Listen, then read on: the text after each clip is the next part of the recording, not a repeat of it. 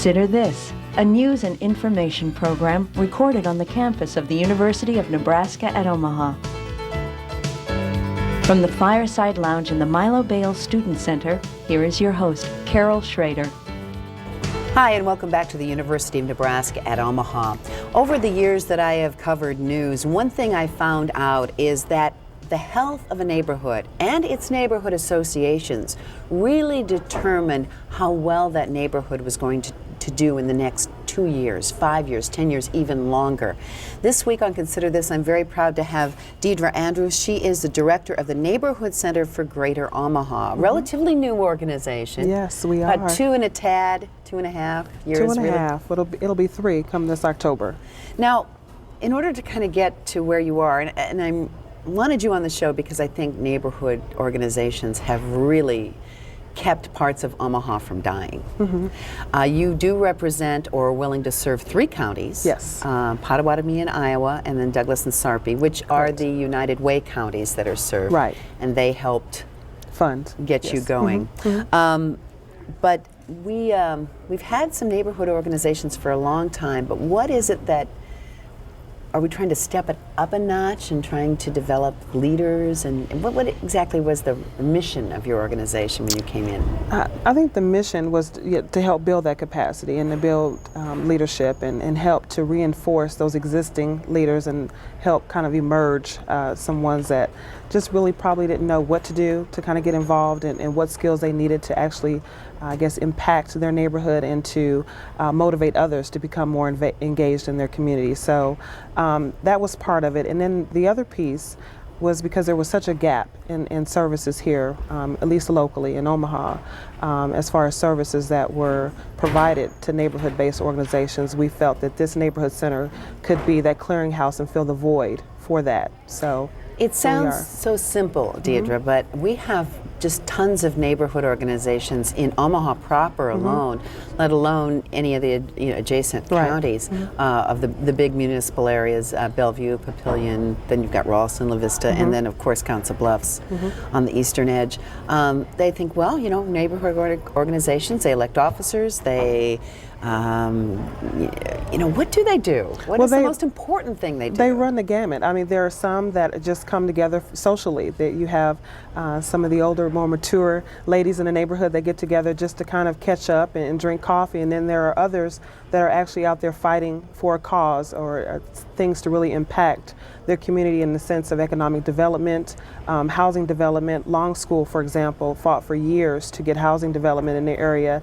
And it's been a little over 5 years that dream has now become a reality with the help of the Omaha Economic Development Corporation and just a number of other entities that had to come in and help them map this out. So it's taken that long, 20 plus years. I think in my years of watching neighborhoods, organizations develop, and I can point to a number of them that have been successful in, primarily they became very active in neighborhoods that were starting to decay or crime or both, because they realized that the thing they invested the most in, their homes and their children, were being impacted by these things. So those were kind of the primary movers for a lot of the older neighborhood associations. But they're still fighting those battles. Yes, they are. And they change leadership every couple of years. So not necessarily. No, some of them have been around forever. Like if you go in South Omaha, Rudy Novotny. Novacek, Novacek, excuse me. There's Novotnys in South Omaha too. Rudy Novacek is like the godfather of neighborhood associations. But then you miss 1 year where somebody leaves or moves out of town or dies, and then it's like sometimes there's just this total void. It depends. Yes, but it really can happen to any organization. That's and true. so you come in to do a variety of things, not the least of which is happening this month. Right. And that is, what do you call it? Something builders? Neighborhood builders. Yes, it's our leadership development training program. And I will admit, it's been 8 years running. It's been the 3rd year that it's been under the umbrella of services through the Neighborhood Center. But we are continuing to carry on that torch. And it's amazing. In particular, there's a lady who has participated in all 7. And this will be her 8th year. And she just tells us time and time again, it's just basically because of the networking opportunities she's been, and we haven't changed the topic blocks at all. we cover pretty much the same subject matter. But Which she are likes what? to There's come. like four. There are four topics. Four in February, and there's four each topics. Saturday. Yes, and so she comes just to network and hear what other people are doing across the city, to see if there's something that she can help them with, or maybe even generate some new ideas and some things that she can take back to her neighborhood. So it's just those kind of things that are happening. Now, one of the things that's happened in the last few years is that with community policing, the police departments have been a lot more attuned to the neighborhood associations and requests by them. Those generally concern crime or law violations of code or whatever that bring down the neighborhood. Right. Cars that are parked forever. And I mean, you have a nice list on your website of the things, at least in Omaha, that are infringing on the rights of neighbors and also break the law. Right. And that you can contact the police for. But it's much more than that. Those are important things. They kind of bring down a community and your property values, which are a big concern. That's a big concern. But what are the other things that people come in, obviously the leadership training, how do I do this? How do we start this? How do we start over because maybe we did have a break in the leadership? But what are the things that the neighborhood associations are calling out for when they go to your website or they come to you? I think just that simple reinforcement, because like you said, there are a number of people that have been doing this for years and they're ready to give it up and pass it on to someone else. And I think that they're turning to us for help and kind of giving them the key to help motivate others and I guess kind of relighting their passion, if you will, so that they can go ahead and pass it on to newer folks that are moving into the neighborhood, or those people that have lived in the neighborhood and for some reason haven't been involved. So we get those type of calls, and we even get just people who want to come in and want to sit and chat and say, well, I have this idea, I have no idea how to get it down on paper, or I need assistance with developing a flyer to advertise for an event that might be occurring in their neighborhood. We have folks that come in that just want to talk about how to possibly start a nonprofit or how to obtain their 501c3 status, to help needing assistance with helping write their bylaws. So it just really depends. And here recently we've gotten a number of calls from homeowner associations that are, in the process of electing their board of directors and needing help with the nomination process, and just a simple, how do you create a ballot? So we can, go through that process, and we walk them through that. So it just really depends. We get a lot of different requests. Homeowner associations are different from neighborhood associations because they're sort of a quasi-legal entity. Right. That sort of came together From when the that developer. development. Right. And I noticed, like in Bellevue, homeowner associations are a big thing as compared to neighborhood associations in Omaha, but they still have similar problems in trying to set agendas and what do they really want to fight for, what do they really want to talk about, how do they prioritize. Well, and for the homeowners association, like you said, it's a lot different. They if they want to make changes, they have to abide by covenants, and you have some folks in the neighborhoods that if it says you are supposed to have an 8-foot fence, somebody puts up a 6-foot fence. You've got those kind of things, and a lot of times it's really the president that kind of has to learn how to pick their battles. What do they really want to fight for? To who's going to maintain the median, who's going to maintain the grass or the flower beds. So they kind of have those issues that they have to deal with, and it can get kind of ugly. Whereas the old purple house routine. Yes, that's it. And the satellite dishes on the outside of the home. So that was something that someone brought to us about a year ago, and they had a neighbor who just refused to abide by the covenants. The satellite dish was not supposed to be up and on the roof, and they refused to take it down. So those are just some kind of things that are going on in homeowners associations. And like you said, neighborhood associations is a little bit different, a little bit more less informal, but still they battle with some of the same issues, and how to conduct an effective meeting, and who's going to take the minutes, so those kind of things come up. Do you find that in the leadership training, or people come and say, I don't know how to lead, or I don't know how to pull this together or pull people together, that oftentimes people have those skills, but until they go through this training, they don't realize that I've done that somewhere else, that they have transferable skills. Right. It's kind of it's a real empowering It thing, is. I think. Yeah, and I think it's an eye opener for a lot of people too. It's like you said, it's like, oh, I've been doing this for years, you know, and people come to me and they say, well, I have a problem with delegating. But you've been the president for 20 years and you've managed to do X number of projects and you've had this number of successes. So it's obvious that you've been able to at least ask for assistance and it hasn't been a problem yet. So That is a question that maybe they don't say it in those words. Probably you've belonged to many organizations over the years, and I have belonged to neighborhood associations, and getting people say they're concerned, building a fire, I guess, under a neighborhood, getting people to agree on what things they should get riled up on, and I said earlier, prioritizing. Those require real skills. it does, and I think one of the key things for us is that we want to get people to be more proactive. We want you to be able to be organized in the sense that, you know, you don't want the Pearl Harbor to happen, you know. Before you exactly. wake up. So now, you know, if you have this roster of folks that you know are on your side, and if you have to pick up the phone and say, I need you to meet at my house in a couple hours or next week because there's an issue that we need to discuss or take care of in our neighborhood, that's already in place for you versus, you know, having to prolong it because you've got to go door to door, you've got to send out, you know, an invitation to come to a meeting so you can discuss this. So I think that that's one of our philosophies, is that we're trying to get people to become more proactive and at least understanding the importance of being a more formalized organization. Some of the organizations have had, you know, big wars to fight, and then they didn't have any for a while, and they kind of their infrastructure just sort of, you know, kind of went dormant.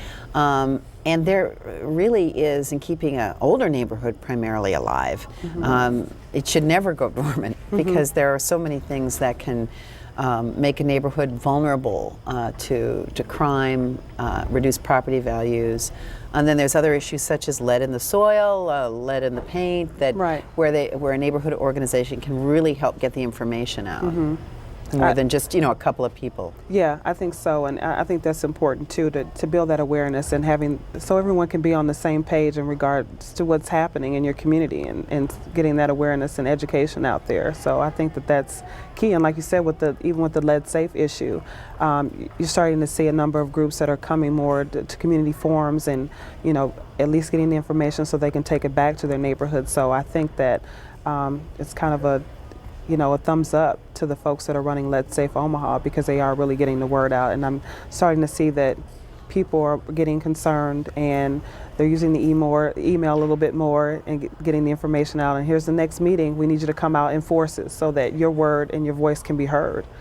I think there's a stereotype that some of our minority communities that have had some big battles to fight aren't organized. Now I'm finding that there have been, I think, men and women in those communities that for years have done all the work. So maybe it's perceived that they're not organized because one or two or three people, well, this can happen in any neighborhood, are doing all the work.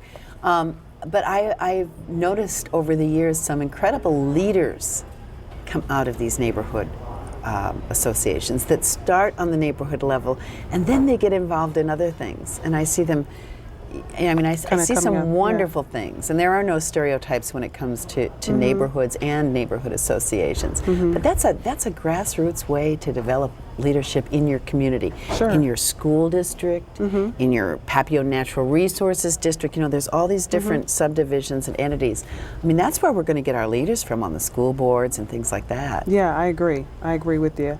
Kind of an incubation. Yeah, it is. Incubator. It is. And I think that that's one of the things, too, with this whole, this kind of emerging trend that's coming up in the community, is this coalition building. You have SONA in South Omaha, and you have District 2 Neighborhood Coalition in North Omaha. And it's just a conglomeration of a number of associations that come and meet as one. So you can kind of be at the same place, same time, and kind of talk about some issues that are occurring. And in SONA, you have Senator Don Priester that's there, that if they have some legislation concerns, you know, they have an ear there. That SONA is the South Omaha Neighborhood Association, and they have been around for a long They are time. sort of an umbrella group, Right. But they have been around for a long time Yes, and have they done have. some very good things They have. in areas that have been pretty vulnerable. And District 2, that's kind of been one of our biggest, I guess, not challenges, but it's been one of the things that was brought to us when we first opened our doors, because they Explain where District 2 is. I'm sure the people District that 2 is, might watch this on the other side of the state. the boundaries are, oh goodness, they are the river east, I think to about 52nd, and it kind of goes from Lafayette further north to Miller Park kind of area. So it's a huge district. There's probably about 25, 30. Northeast area. Right. Omaha. 25 to 30 neighborhood associations are considered to be in District 2, and it's Councilman Frank Brown's district. So they were not active for a number of years for whatever reason, and once we opened, that was one of the things that we charged ourselves with doing, is at least bringing them back to the table and finding out what it is that they needed to do to become more active and more involved, and kind of doing the things that SONA are doing. So we've been working with them for the last 2 years, and like you just mentioned a few minutes ago, we got some new emerging leaders that are coming up. There's a minister of a church that's in the area, new to Omaha, started coming to the meetings, and he's now their chair. So he's got a lot of energy, and he's bringing members of his congregation in. So I mean, it's really starting to build up a little bit. I think that I know that Lincoln has a pretty good support system for their neighborhood associations, and I wonder if, and I don't know much about the rest of the state, but there are towns the size, they're actually cities, Norfolk, Columbus, Grand Island, Lexington, I mean North Platte, I could go on and on, that are big enough to have different neighborhoods with maybe different needs, new neighborhoods, old neighborhoods. Do you ever get calls from other places to advise? We had a. How can I get started? Sure, We've never done this here, or we're a little different than you are. We had a lady come in last week from Plattsmouth, and the very same question. She was interested in starting a neighborhood association in her community, and it was actually my assistant who sat down and spoke with her. So I didn't get a clear idea of what the demographics were. If they were actual blocks or houses were kind of spread out. So I don't know exactly how many households she was it's talking about. It's a smaller community. Yeah. So she wanted information, and she drove up to Omaha just to visit the center and take away some information, and she even checked out some books from our loan library. So that was interesting, and we also have received calls from Bennington and Scottsbluff. So you're getting out. The word word's is getting out. it's getting out. The interesting thing is, and we're putting your website up occasionally here and there on this show, Okay. So that they can check with it, and we'll put it on our website so Okay. that people can see. But the interesting thing is that there are some cities, like I think you mentioned to me, Portland and Seattle, that were a little bit ahead of everybody else and really not in forming neighborhood associations, Sure. but in providing the resources and the support. How do you, now that you've been doing this for a while, view those cities that set up some of the structures first? They were obviously ahead of their time. Yeah, they were definitely ahead of their time. I think it was just a matter of folks who were about change and were thinking outside of the box, and I think that it's starting to happen here. I mean, we have a mayor who stands neighborhoods, so I think that the message is being sent out that you have to realize at the grassroots level, these folks are actually rolling up their sleeves and, kind of doing the work. And if it wasn't for some of these people out here doing the leg work, it wouldn't make his job as easy as it is, I'm saying. So in a way, it doesn't make his job easier. He holds town hall meetings, and you hear, and he hears all the complaints. Yeah, but he does. He's pretty glad to hear them because he Yes. keeps his ear to the ground. But the thing that I find interesting is that the city of Omaha has been in financial crush for a few years, and it's gotten tight. So the city really wasn't in a position to give a coordinated effort. You had people in the planning department that could offer a little help. Sure. You have, of course, the police, Public the works. precinct captains are trying to work closer with it. But it isn't always a matter of crime. It isn't always a matter of zoning. There are so many things that crop up in a neighborhood. Yeah, and I think that that's kind of where we fill that void, and specifically is why this organization was established, because, again, we wanted to be able to cover all of those. I was talking to you the other day, and I mentioned that, sometimes when you call the city planning department, you might not have the right person. They put you on hold or transfer you to the next person. At least because I've been doing this for some And the some one or time two now. people that sometimes are able Sure. to devote some time may not be in. Right, and at least if they called us, I can kind of do the legwork and find out the right person to talk to, and then be able to Hook 'em relay up. that exactly. So that saves their time, and they won't get as frustrated. So they would, I guess, be more willing to contact the particular departments that they need to get the help from. Feel a little bit more comfortable knowing that they can come to me and I can give them the immediate response and the right number, and they can go from there and be on their way. That's half the trick. It is. That is half the trick. Simplifying Is things finding is what it who is. can give you the right information, because it can Right. be very frustrating, and even get people to say, "I've had it, I quit. This is beyond it." what I can do." They can't even get that far. One of the things that you have on your website is, I think it's called the Hype.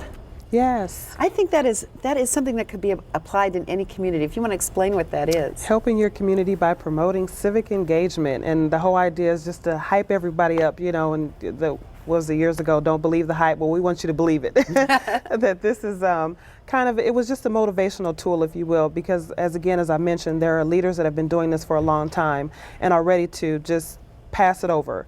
And I think that this is a way, because it's volunteer, they don't get paid, and we're not, of course, reimbursing them, monetarily. Oh, but you're going to offer them something. We give some goodies away, and I think that hopefully that's enough to motivate them to get involved. It's an incentive plan. It's got points, exclamation points, exactly. And the idea is you can gather these points for really simple things. Simple things, and exactly. so it shows you, I think, what I came to my mind was that these little things add up, and then you can say, not only do you get maybe to have lunch with your mayor Right. or something, but you get to say, it literally puts down on paper how much you've done. I mean, Exactly. you can look at it and see, it's not just a Wow, number of I points, did this. it's like Yeah, lots of stuff you've it really is. done. I mean, it's simple, like you said, from if you wrote the minutes for your neighborhood association meeting, you might get 25 points. For your organization. Exactly. Or for you. So, and whenever you get to a certain milestone, you don't have to start over from zero. You just keep adding those points up. So it makes it even more of an incentive for people to keep pushing along.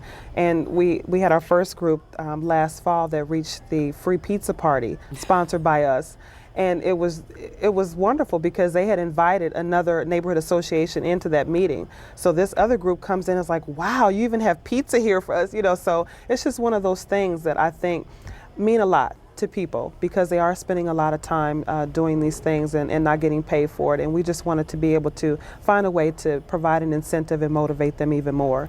We should mention that the Omaha Community Foundation was, which is a terrific organization in Omaha that helps find needs, unmet needs, and get them started. And they had someone come in and sort of do an evaluation of the situation with neighborhoods. Everybody Right. knows that neighborhoods are important and neighborhood groups are, but they offered some insight to how, maybe we should get a real support system in place. And then there was the Lozier, Mammal, and Ruth and William Scott Family Foundations that also put the money up and said, we're going to put our money where our mouth is for 3 years, Right. and we're going to And fund it's- this. Yes. So you better make good, because that 3 years will Exactly. It's coming up. So we're in the process now of trying to find sustainability after the third year, but I think we'll be able to show them that we're making an impact. What if I live in Millard, or I live in a newer subdivision in one of the burgeoning neighborhoods of to the west, the northwest, and the southwest of Omaha, and I say, we don't have problems, that kinds of crime problems, and we don't have roads that are in bad shape, and we don't have lead-based paint problems, and we don't have, the litany of things in older neighborhoods. So why would we need a viable neighborhood association? What would you tell them? Well, I'm kind of from the thinking, I used to work for the police department and helping to develop the neighborhood watch groups. And my whole thinking is that even though you might not have those problems going on, I think that there's been such a disconnect with communities and knowing who your neighbor is. If for Isn't that nothing the else, truth? it's just like, can we get together and at least know one another and get an understanding of if something does happen, that I can rely on you if I needed to call you up because we need to meet about whatever. So I think that that's kind of the key, moving people from the back porch to the front porch again. And like you said, the newer homes, people, it's so easy for them to pull up in their driveway and Go in go their right to the cocoon kitchen and that's it, and they don't have to worry about it. So I think for those newer neighborhoods, if nothing else, it's just for that fellowship and getting to know one another first and foremost. And then if something does happen, you won't be so afraid to knock on their door and say, well, did you know that this was happening? You know. Just neighborhood watch meetings alone, getting them started, the city will come in or the police department will come in, and they'll give you some tips, and they give you little quizzes and things about your knowledge of crime. Right. And that alone, and also just to learn, talk about who your kids are, how many kids you have. We've lost that sense when I was growing up that everybody was everybody's mother. Right. And everybody's father was everybody's father. I think now and people boy, you better be good. Yeah, they think now it's that whole Gladys Kravitz thing. It's like, no, it's not. We don't want to intrude in your privacy. It's not about that. But it's just knowing just basic habits. You know, if children are getting out of school at 3 o'clock, you should expect them to see them walking down the street about 3:30. And if you don't, you know, that should, you know, bring something and say, well, hey, I didn't see little Johnny walking home, you know, something, you know. Or I if you think see that kids that don't belong on your street Right, and they're by exactly. themselves or something, they might be lost or whatever. Right. So there is a place for a strong, viable neighborhood, maybe more than ever. Exactly. Yeah. So what is your, you know, your thing that you say, I am so proud that we have done? What would you say?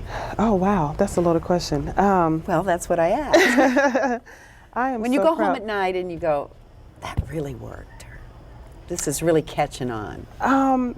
You know, I guess I am most proud and will continue, I think, to be most proud of neighborhood builders, because I think that brings such a mix of people in. You have, like our first session was The last leadership Saturday. training. Exactly.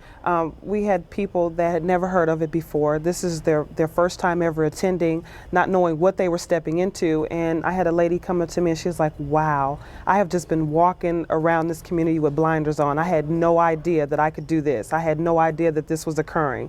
I had no idea that this group even existed. So I mean, those kind of things just make me just feel so good to know that we've kind of given an ounce of awareness or just plugged in a little bit more for someone who didn't think they were as knowledgeable as they thought they should have been. Okay, so if I'm in a neighborhood group and I say that'd be really good, but I can't do this until next February, but I'll put it on my list to check into it.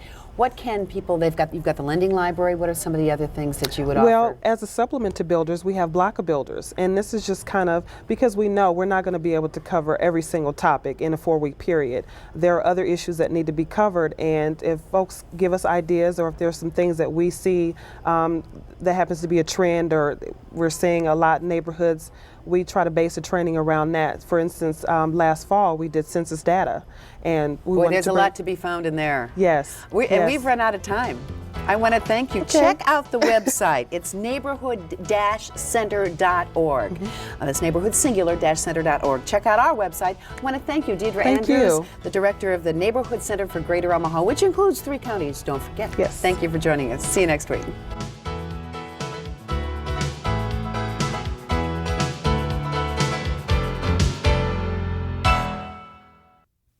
To view this edition of Consider This or past programs, visit our website at unotv.unomaha.edu. For comments or questions, call 402-554-2516 during regular business hours. Consider This is a production of UNO Television.